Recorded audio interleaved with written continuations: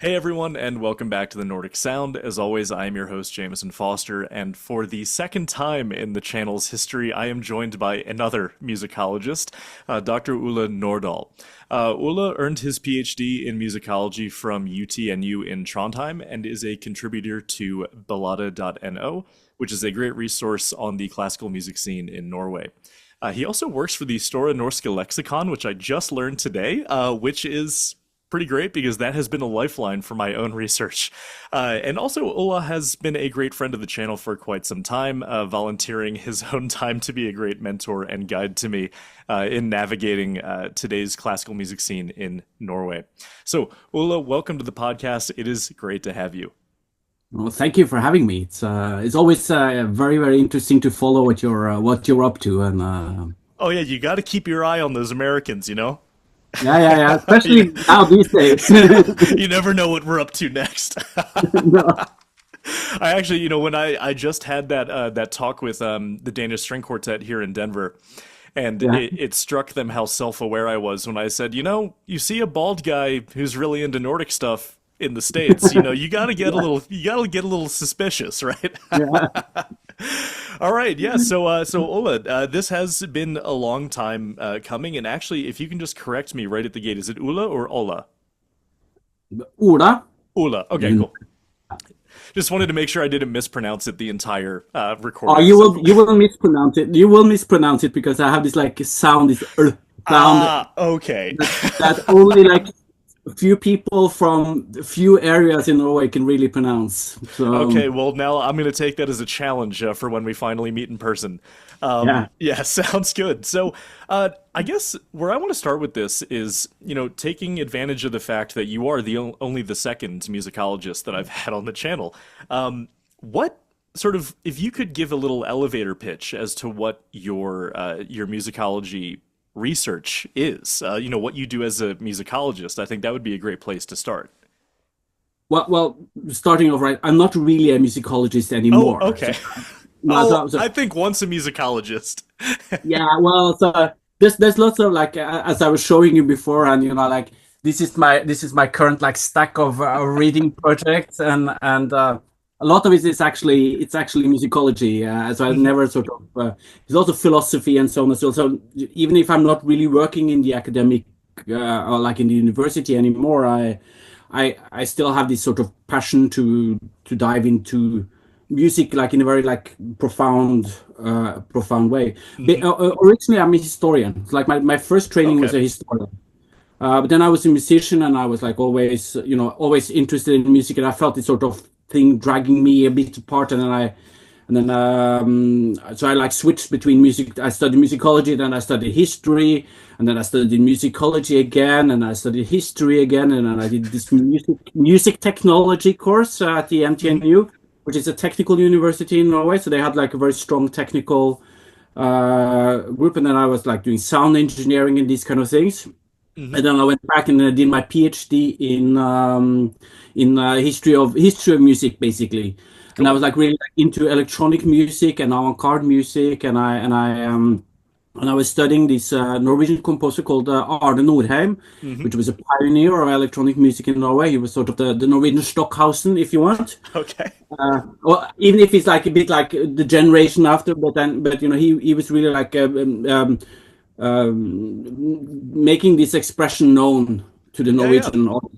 Yeah, and he was I think he was like I enjoy his music a lot because he Mhm. has what he's doing is resonating with something inside of me. I'm very much Okay. into I bit of background. I came, as many people that are into classical music did. I came from heavy metal. I grew up listening to, like Bathory and like Yeah. the whole Norwegian black metal scene Yeah, happened yeah. when I was a teenager. So that was like, that was a part of my upbringing. Mhm. And but then, as I said, always wanted to go a bit further, wanted to go a bit deeper, and Mhm.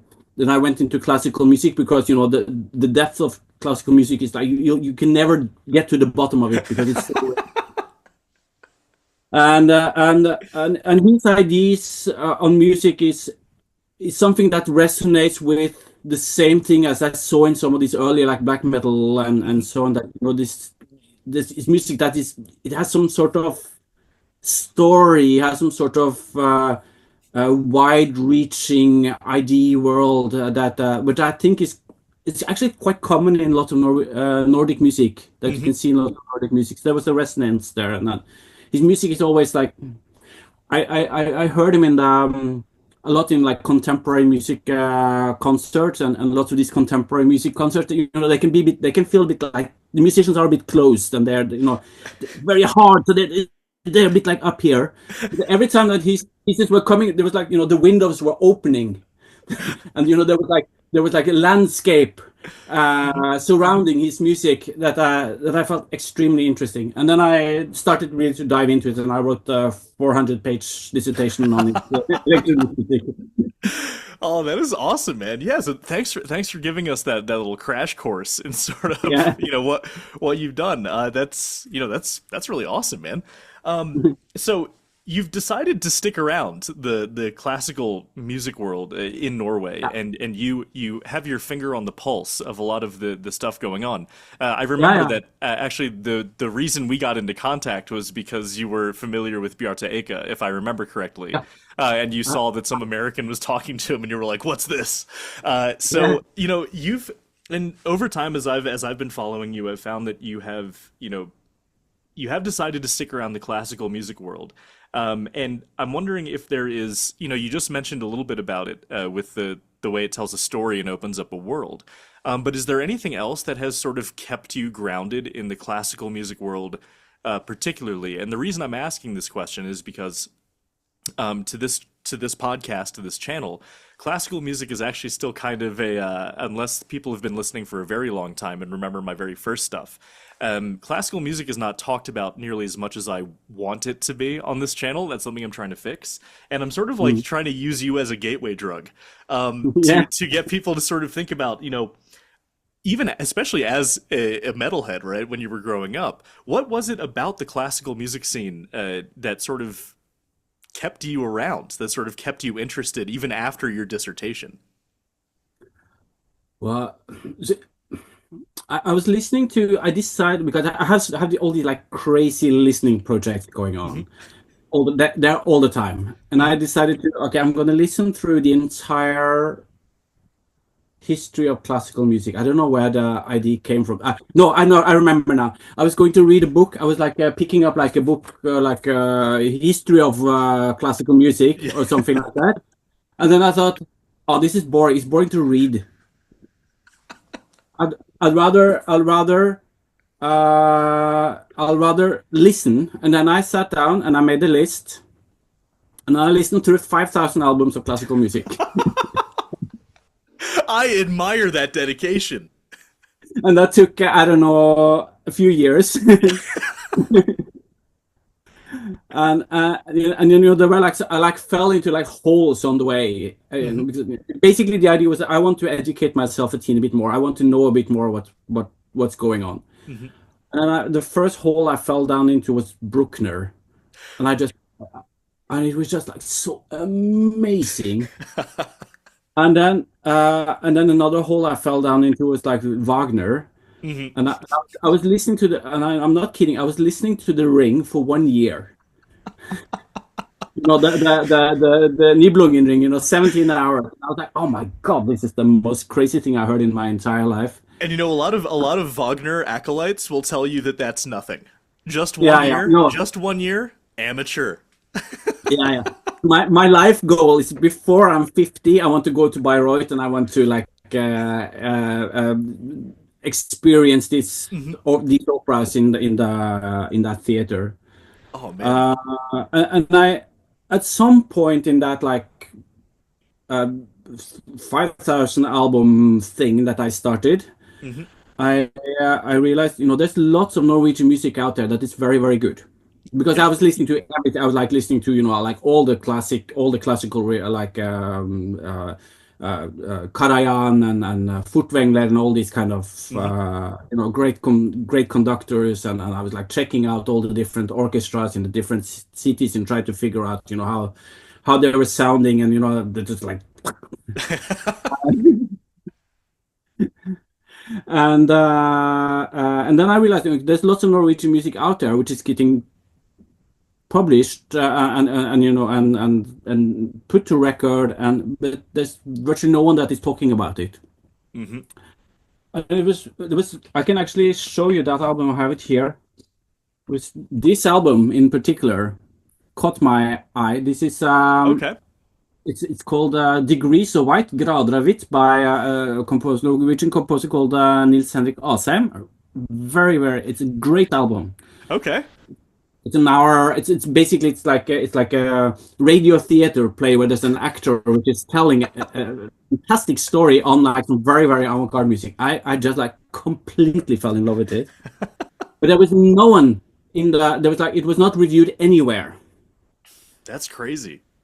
And then I read, but this is actually happening for lots of albums. And Hmm. then and like I'm always doing, I'm thinking, okay, I'm gonna do something now. I'm gonna write to okay, magazines, see if there's anyone that are interested, and then they should really review this one. And I got no from this one, I got no from that one, and then I said I got also no from Ballade. But then the editor of Ballade said, no, but I have this another album here by a composer called Markus Paus and a composer called Maja Ratche. Why don't you review that one?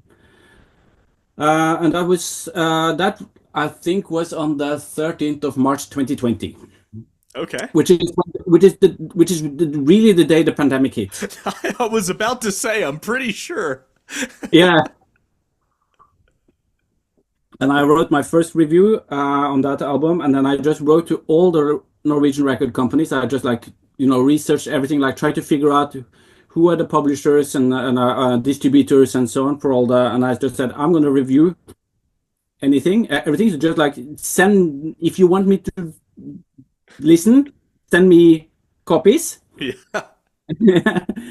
And then I started to get CDs, and I started to pitch to Ballade. And then after a while, we decided, okay, this is not because I was writing like one review every second month or something like that. Hmm.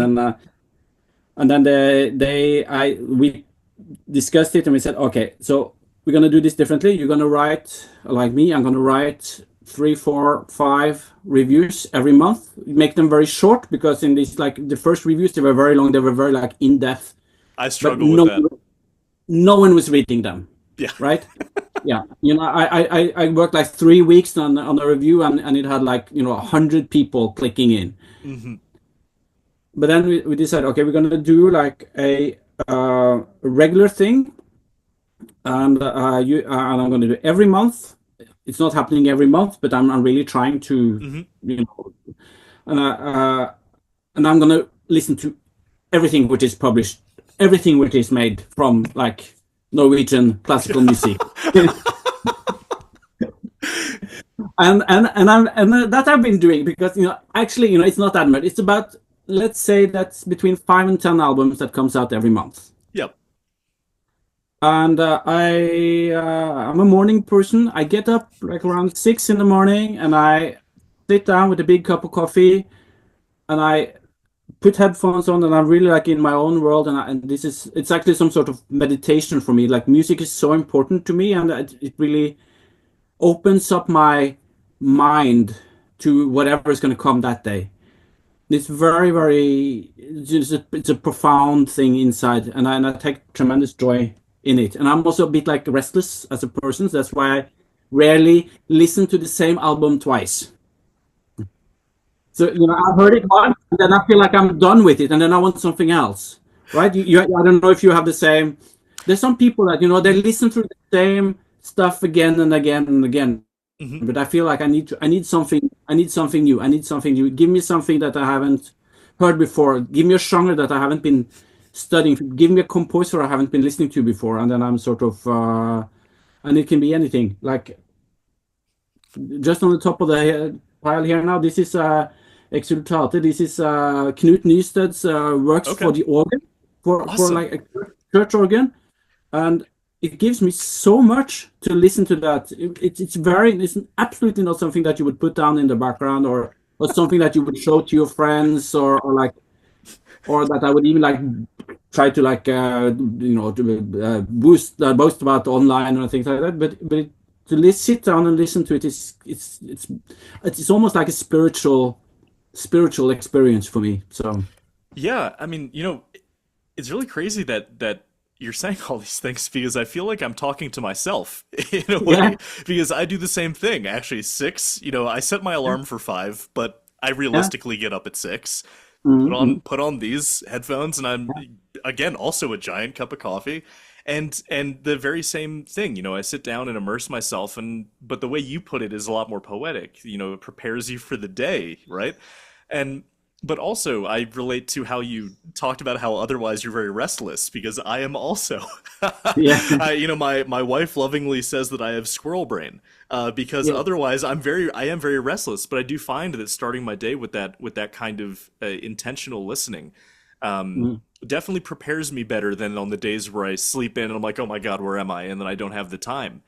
yeah. Um, but you mentioned something else here that I love, which is how often do you listen to the same album twice?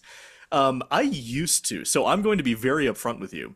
Pretty Mm, much for the entirety of high school, I only listened to Master of Puppets. Like that yeah, was, I don't know what it was about. It clicked just right.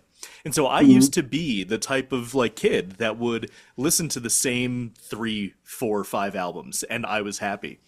But I have mm, found that for whatever reason now, I'm actually resonating more with what you said, where I'll listen to one, I will adore it and I will love it. But it's kind of like rereading a book sometimes, where, mm, where I'll just end up, getting halfway through and being like, yeah, I remember this. It yeah, takes for me, it's much more of if an album has a specific mood that I can't find somewhere else, mm, I will listen to it, repeatedly quite a bit. But otherwise, I'm glad because sometimes I wonder, and people like us can get like this. I wonder if mm. it's a moral failing on my part for not being able to listen to the same album more than once. But I really appreciate hearing you say that you actually do the same thing. No, but I think you put it very well. It feels a bit like rereading the same book. Um, on the other hand, like if I'm going to review an album, of course, then Hmm. there's going to be more listening, and then there's going to be different types of listening because then it will be more like targeted on specific parts, or try to really like go a bit more in depth, and then I have like sort of they transfer into this sort of listening regime which is much more analytical. But I try to on the first listen to not be analytical and try to be emotional, Hmm. and not sit.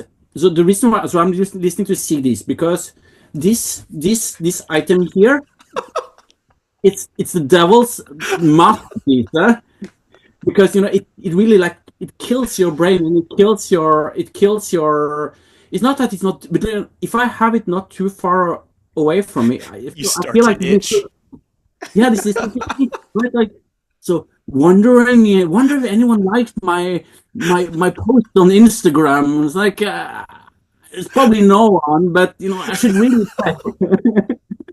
And it's really it's so disruptive for the depth of attention and the depth of focus that you need to be able to listen to music, not just classical music, any music, I think, Hmm. thoroughly. You do it a lot, like in the so there's lots of people that find that going to a concert gives these things to you. That you go to a concert and then you're able to focus on, you're able to bracket out the other things in your life. Hmm. Um, and I do that as well. I do that. I really enjoy going to concerts and so on. But I feel like the most like profound listening that I'm doing at home, with a few exceptions. But Hmm. often when I'm in a concert, I get a bit too focused on all the people, all the sort of the situation around the music. I like it, but but the social part of it, which is also Hmm. great, sort of removing me a teeny bit from the details and the like depth of the Hmm. of the actual. the actual music, it can still be very, very impactful. Hmm. And sometimes being together with someone and you see that whatever's happening on the stage is making an impact on the person next to you, is making the impact on you stronger. Hmm. So, but I have to say this: listening to music at home is for me the best, like pure listening. Yeah, so I didn't, we didn't plan this, but I actually think it'd be very worthwhile talking about, active listening. Because I Yeah. know that I do, one of the most common questions I get is, how do you, like, as someone who reviews music or writes about music, how do you listen to it? And I would actually love to have this in a conversation format with you, just as sort of like maybe a start. The most controversial thing I do teaching music appreciation is that I Yeah. don't let the kids have screens out at all. Yeah. And some of them fall through the cracks where they break the rule anyway and whatever. But I explained to them at the first day that the reason I do this is because this is how you appreciate music. You can't appreciate music while also scrolling through TikTok or something while it's up on the, and so I love that you point out that that's actually kind of the first step for you too, because what Mhm. I have found repeatedly is there are some students where like they are only taking the class for a credit and they don't actually care, and that's fine. But what I always notice is there's a sizable amount of students who write like in my course evaluations afterwards like I'm really glad that he didn't let me take my phone out and I had to actually listen and pay attention to this music. Mhm. And what you said is the effect that these are having. I played just the first movement from a Mozart piano concerto for my Yeah. students, and they were like, that was way too long. That was Mhm. way too long. I'm like, I get it. I get it. It is this first movement was as long as the Super Bowl halftime show in its entirety. Yeah. Right? Yeah. So like I get it why this might be too long for you guys. But at the same time, maybe try and practice having the attention to that sort of thing. So, getting it back into the conversation of active listening. So, you and I actually seem to have the same strategy. You listen Mhm. once without the intention of writing anything down or and just pure Yeah. experience. What Yeah. do you do after that if you're listening to something for the purpose of reviewing or for deeper understanding, even if you're not going to write something? I I have this book, and it's filled with scribbles.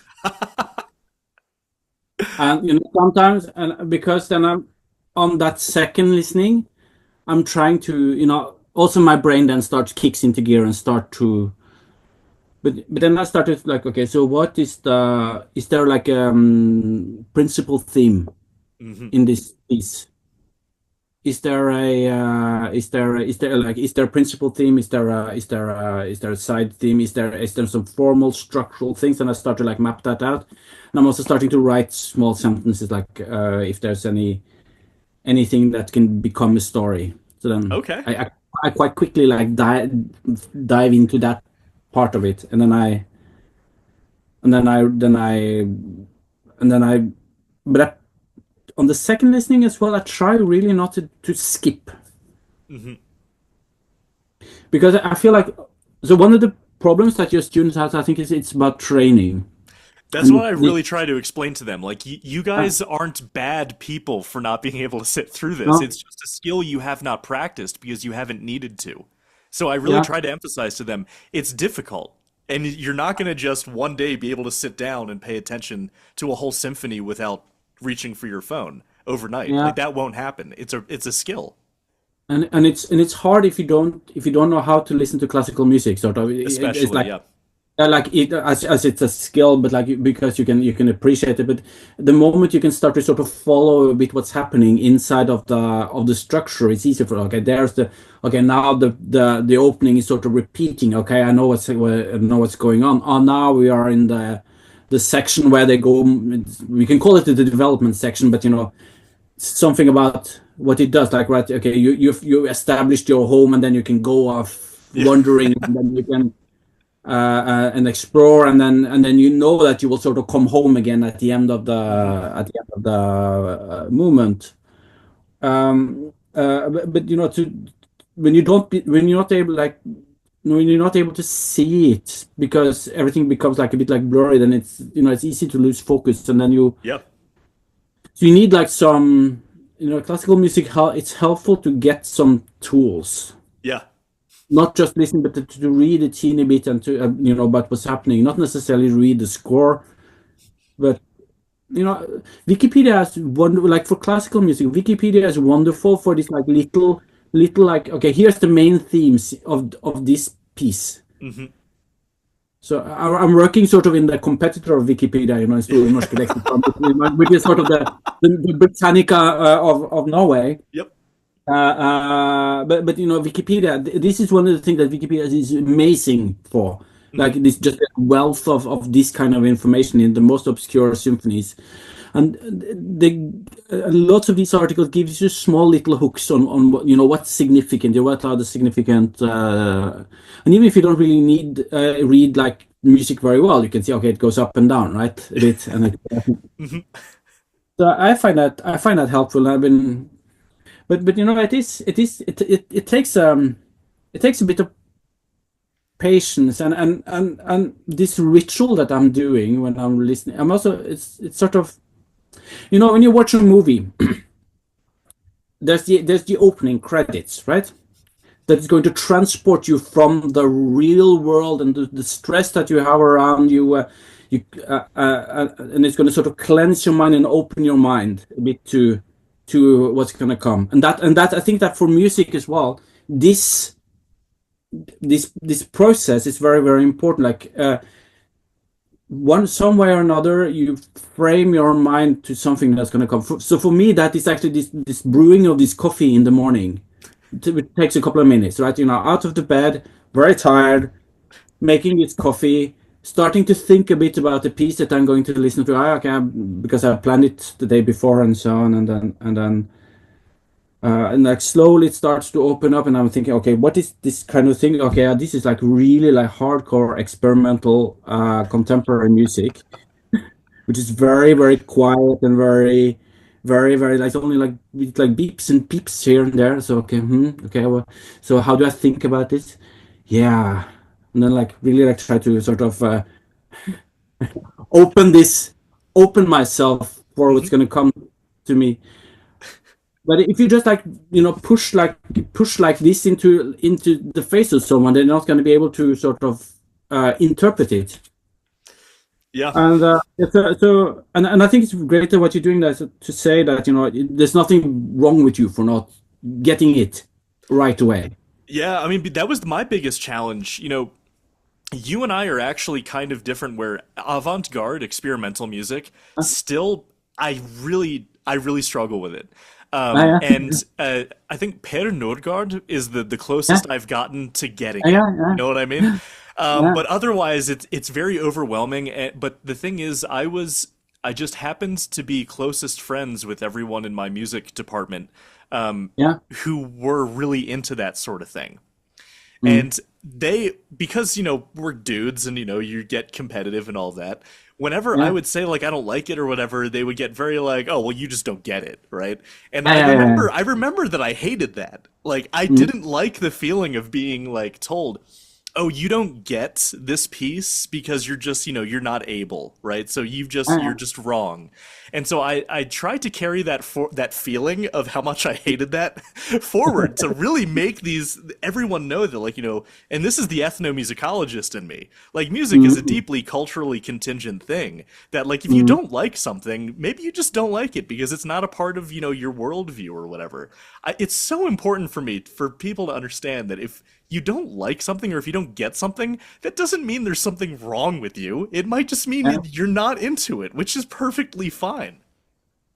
I think that in the US, how contemporary music has been talked about and how it's been kept in the inside of the academic world, it's been a bit damaging because Yeah.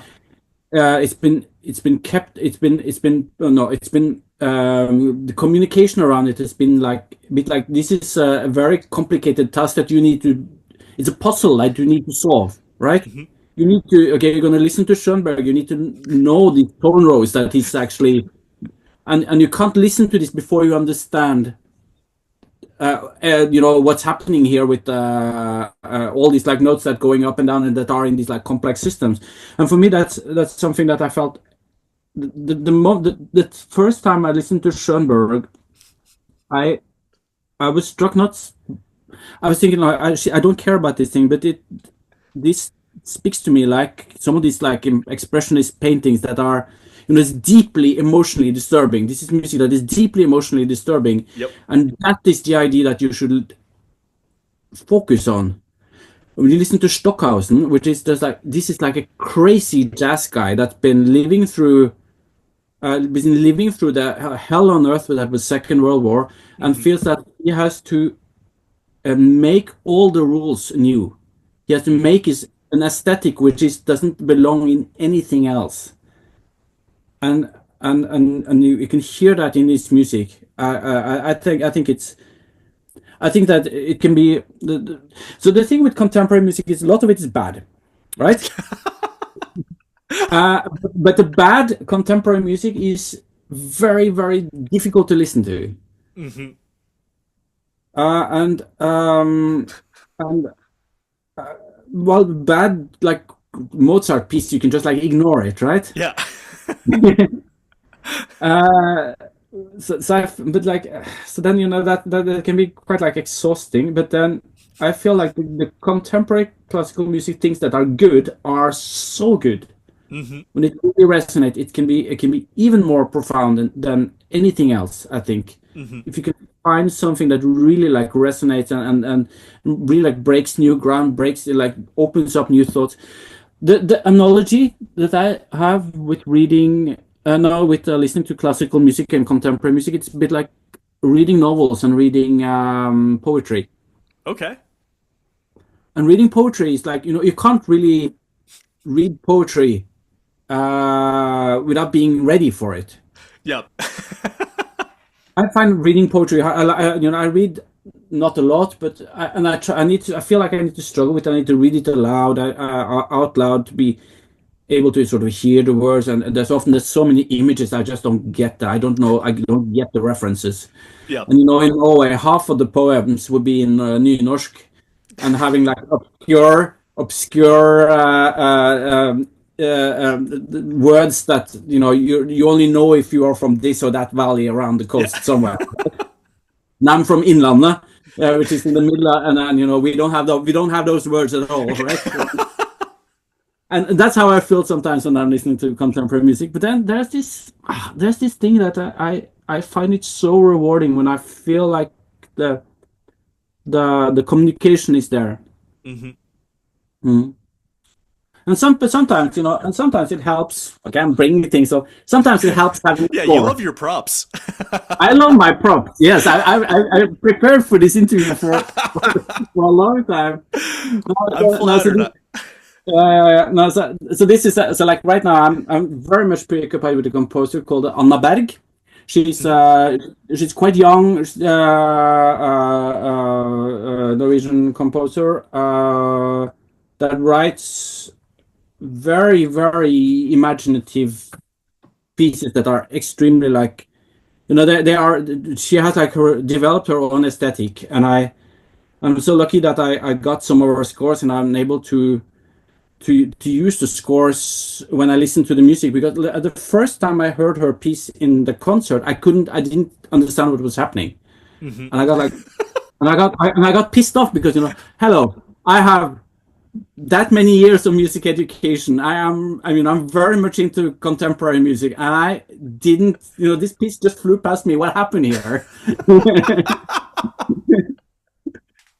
I was even there, and I had prepared my mind. My mind was open, and all these kind of things that I You had your coffee.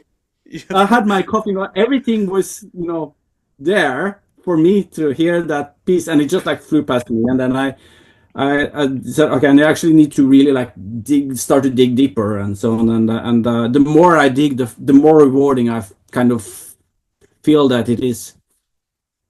Yeah, that's something that I also really really push is music it can be very much a thing where you get out of it what you put into it. Mm. Where if you very passively just listen to music, you can't expect to have like the same level of gratification or understanding Yeah. than as if you were to, maybe just read a little bit about it or maybe engage with it a little bit more. And this is why Mm. I love the term intentional listening or active listening, because that really Yeah. just illustrates the only difference is that it's not Mm. passive. It could mean anything. Active listening could just mean sitting down and making sure you're not doing anything else. Active listening Mm. could be looking up the Wikipedia or the Store Yeah. Norske Leksikon articles and also looking there. But it's very much you get out of it what you put into it, and that's the first thing I always tell people is, if you want to practice active listening, is you also really want to just, even if it's just a little bit more reading into whatever you're listening to, Mm. that helps so much. So many people are always like, well, how did you know this piece was about this? And I'm like, because I read the first sentence of the liner note to the album. Like Yeah. that's like that. It's not arcane knowledge. It's right there. And it's but then, just for the sake of time here, because I know that we could go on with this for quite some time, and I know you have other commitments after this. So let's say you do the active listening part, then you move on to the writing part. Mm. With music writing, sometimes I feel like it can be, first you have the big competition, not competition, but the difference between academic and public writing. That I'm very looking forward to hearing your thoughts on.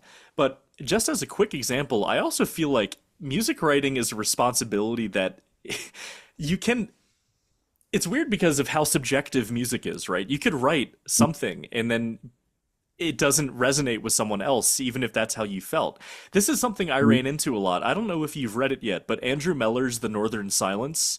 I He Yeah, I know the book. I had it. I had it from the library. I don't own it, and I haven't read it thoroughly. But I follow him on Instagram. Yeah, yeah. No, highly recommend it. It's an incredible book. Like it's a beautiful And book.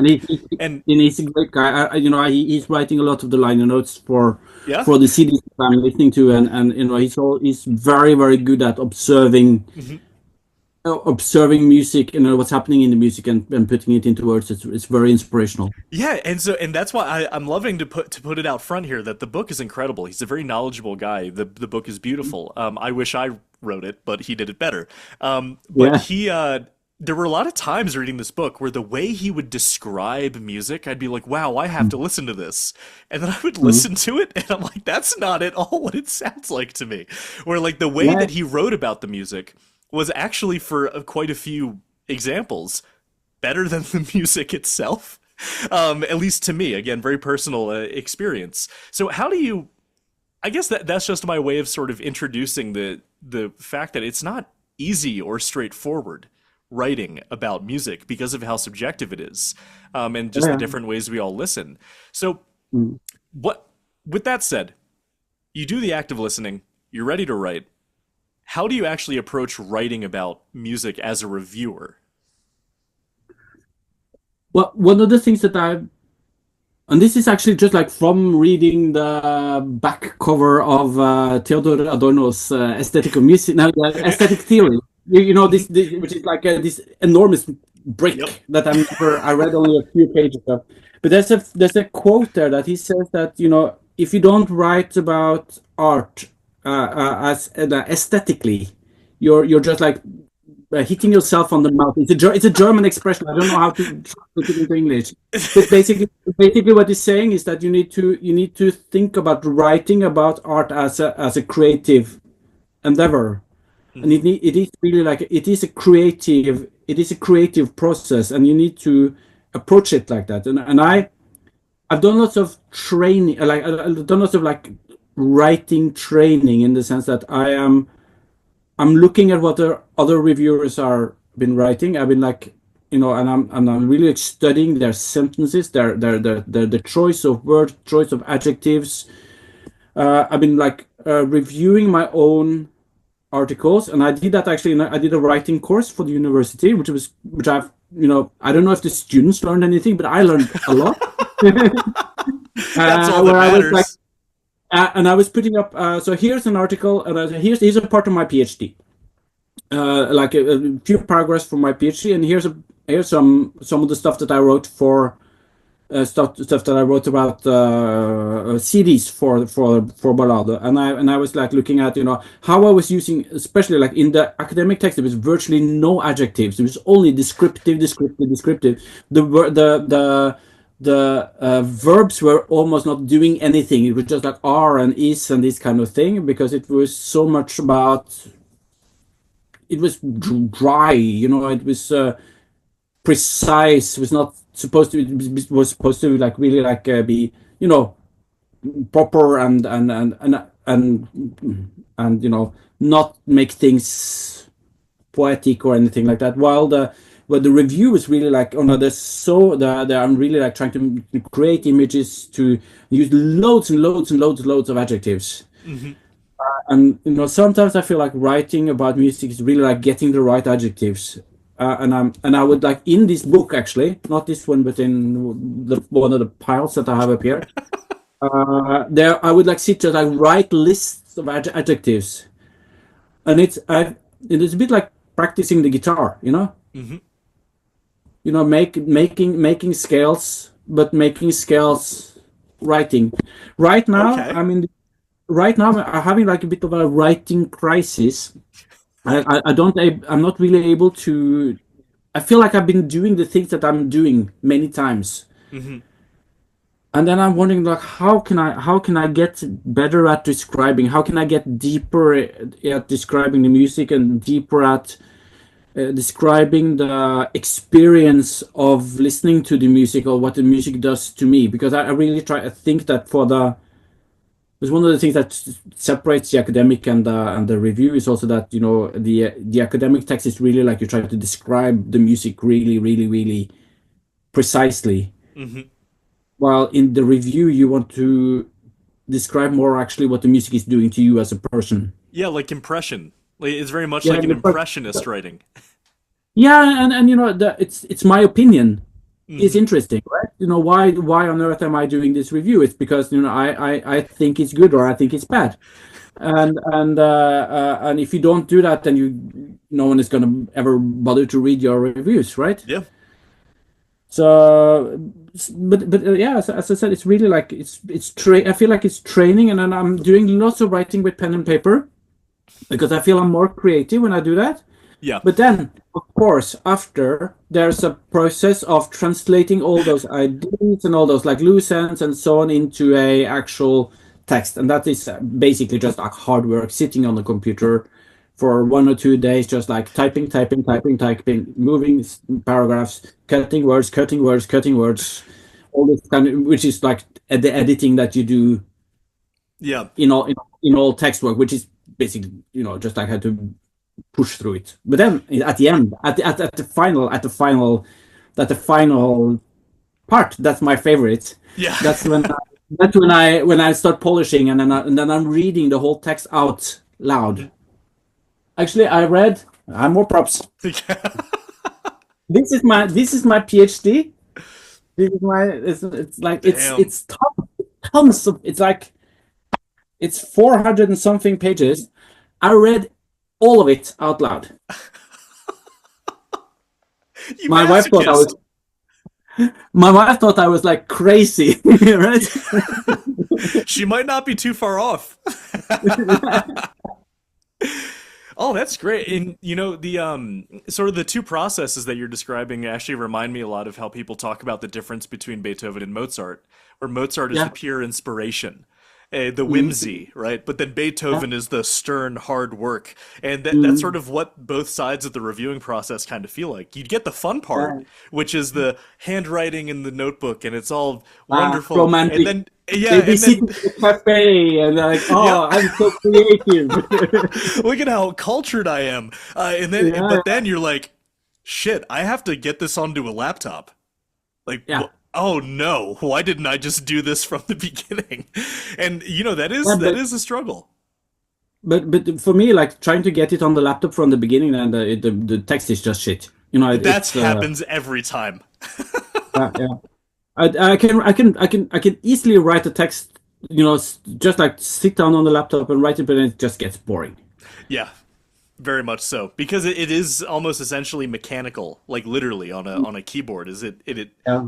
it adds an extra filter between like your hands and whatever you're making. Um, Yeah. yeah, great. Again, great talk. We gotta have you back on a second time, maybe eventually to talk about more of this stuff. Just because I know you're short on time, and I really don't want to. I don't want to. I Wait. don't know. I don't know if this was useful for anything, but No, no, it's, this very much was, and I just wanted to confirm. Would you have still a little bit of time to talk about just a little bit of selling maybe the classical music today, or should we save that for another time? I have about I can be 10 15 more minutes. Should Cool. be Sounds yeah. good. Yeah, yeah.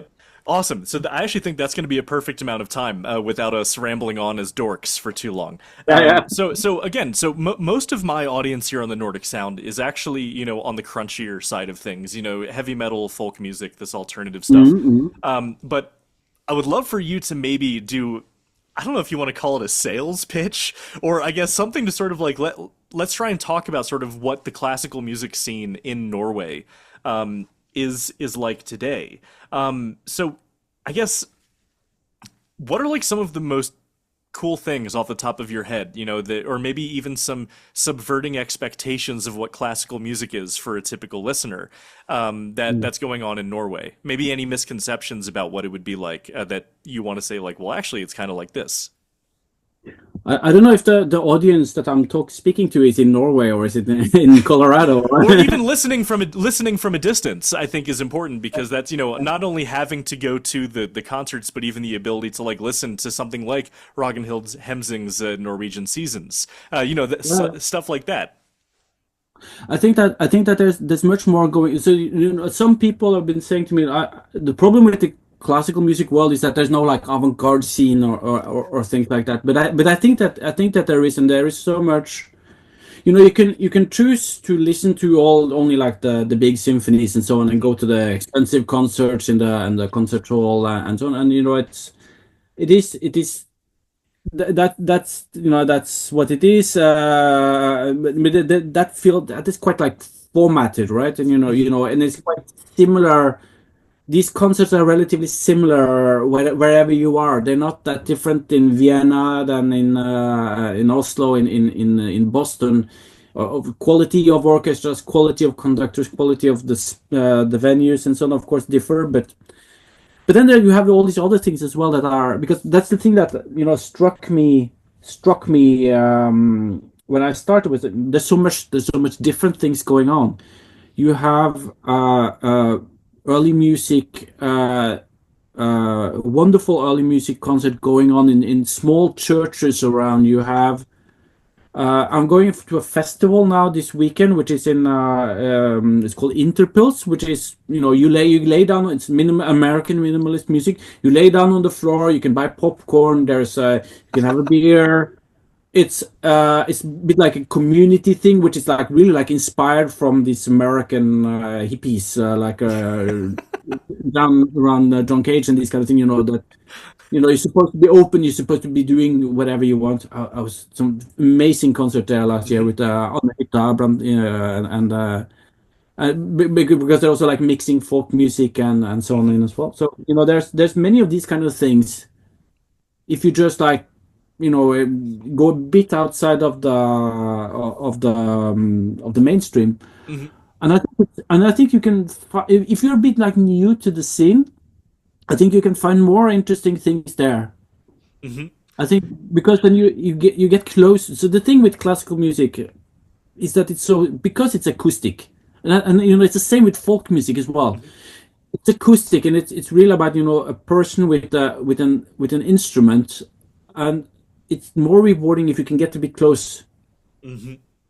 and there's not this barrier of convention that you have when you get into the concert. By the way, I love going to the concert halls as Yep. well, so I'm not bashing them for that, but I feel like some of the most strong experiences for me has been when it's not a very famous performer, but you get very close to the performer. You get very close, and the performer is trying, his or her best at like delivering this piece. Hmm. as good as possible, and you can really see it. Here in Oslo, there's some great music schools, Hmm.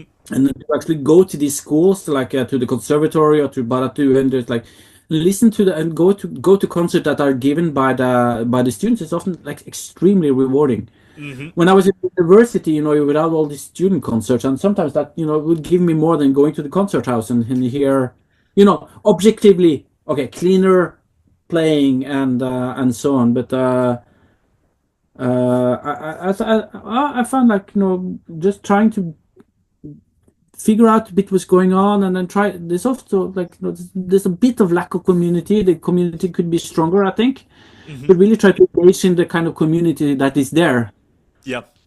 Is I think it's very important. Yeah, and you even mentioned that earlier, is it's very much a social experience, right? Of going to these concerts and all of that, and it can help a lot to sort of see that other people, how other people also enjoy it, or that there are other people who are still listening to it. It's Yeah. almost it's poetic that we're sort of concluding on how you opened with the death of classical music is very hard to pinpoint, right? And one of the best ways to sort of realize that there is no death of it is to go and see it in person and to see like, oh, Yeah. this is some pretty cool stuff going on. So But I don't think it's dead. I don't think it's dead yep. at all. But Hmm. there's a lack of people like you and me that are actually talking about it. That Hmm. I think is there could be, because there's more stuff going on that people actually know about, because there's not enough people commenting on it. And I think Hmm. that's a pity. You can say that there's a death of classical music. Well, there's budgets are getting cut and so on, Yep. and classical music it's an expensive endeavor, and then when you start cutting budget, it has lots of impact, and of course that is true. But then I think that the main part of it will live on, because it is such it's such a you don't get into music because you're gonna make money, right? You get into music because it matters, and especially like classical music. You don't dedicate your life, like your entire youth, maybe to just like being in the practice room and going up and down on an instrument to become like a great performer, because classical music needs a certain level of technical ability, and you don't do that without if you don't really care about it. And I think that this search for that, and then you will see that classical music is very much living. Beautifully said, man. Yeah, no. So all this, Ola, as you said, it's been a long time coming. I'm glad we finally had you on.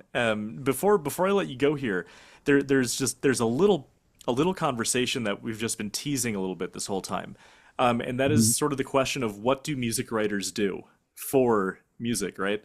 Actually, Andrew Mellor opens his book talking about how Sibelius Mhm. speaks for himself. He doesn't need, a Sibelius symphony doesn't need you to speak for it. Do you just have any, I guess, like closing thoughts without opening up a whole new can of worms?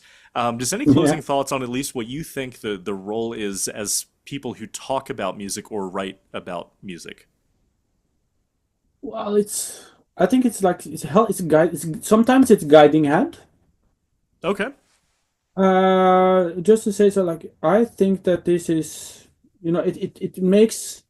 it takes like there's many things going on in the world, and it helps you focus on a few of them, so you see them more clearly.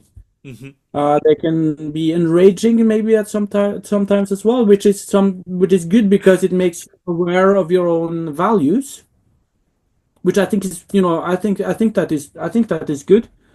Um, I think that writing is like comment having someone commenting on something, it is of significant value. You can and there's this. I think that people really want it. I think the musicians I know want it, but imagine like okay, quick story, and Yeah. then before we go, I was a big fan of Survivor, this reality TV show. Okay. I watched all the episodes, and I would after each episode we would go on to this blog on entertainmentweekly.com, and read like these recaps of the episodes, right? Hmm. Because it prolongated the feeling of having watched the episode, and it helped me sort of shape the thoughts that I had about what we've been seeing in that episode, and it made me here this Dalton Ross, he was very spot on. I didn't notice that. It's so great that he saw that, or something. Oh, here this Dalton Ross is just like he's completely lost the mark because he saw something there which was not the case. It was something completely different that happened. And all these kind of things makes the experience of having watched this episode stronger.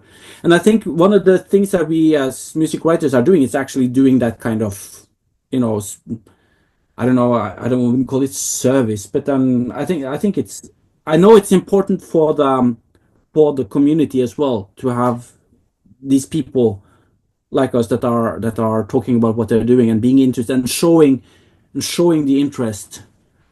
Yeah, So I mean, even if it's like for saying like, oh, this is really really banging my ears to the wall when I'm listening to this piece, I can't like. yeah, I know that's something that struck me when I started doing this. It was purely for myself, and then it was Dreamers Circus was the first one where they actually listened to my review of their album they did back in 2020, and they were like, Mm, "Thanks for doing that. We'll come. I'd love to come on the channel and talk about the yeah, music with you." And I was like, "They care? That's awesome!" And a lot of doing this has for me because I'm still relatively young, especially starting out in this area of music writing. And a lot of mm, the last few years for me have been a very long learning process of learning that mm, it does matter, but yeah, I can't pinpoint why outside of the fact that just people are social beings and we like to talk about things. And the biggest challenge I run into is when people sort of like, oh well, he thinks he's so important because he has this opinion about this music, and I'm like, no, you do it, please. Please, I don't want to be the only one doing this. So it's mm, you have that sort of the miscommunication where people's like, oh, he thinks his opinion's so important about this music, when mm. it's like, no, I'm just doing this because I like it. It's like, And I think that's for the people that are a bit like on the receiving end of what we're doing, the performers and composers and so on. I think that they appreciate that we do it because we really care, right? oh And yeah, it, you and it's can't take that from us. We do yeah, care. because again, this is like we're not doing this because we are wanting to be very rich or very famous. We're so enlightened. Yeah. All So right. there's many other things that would be much better to do then. All Yeah. right. Okay. My time is running out here now. Of course, yeah, yeah. So Ula, just real quick before you go, if people want to learn more about you, if they want to follow your writing, maybe you've piqued their interest, where can they find you? Well, they can. So I'm quite open on Instagram. Hmm. There I am sharing new albums that I'm listening to, and a bit of like trying to be a bit cheeky and funny about things. You are. Uh,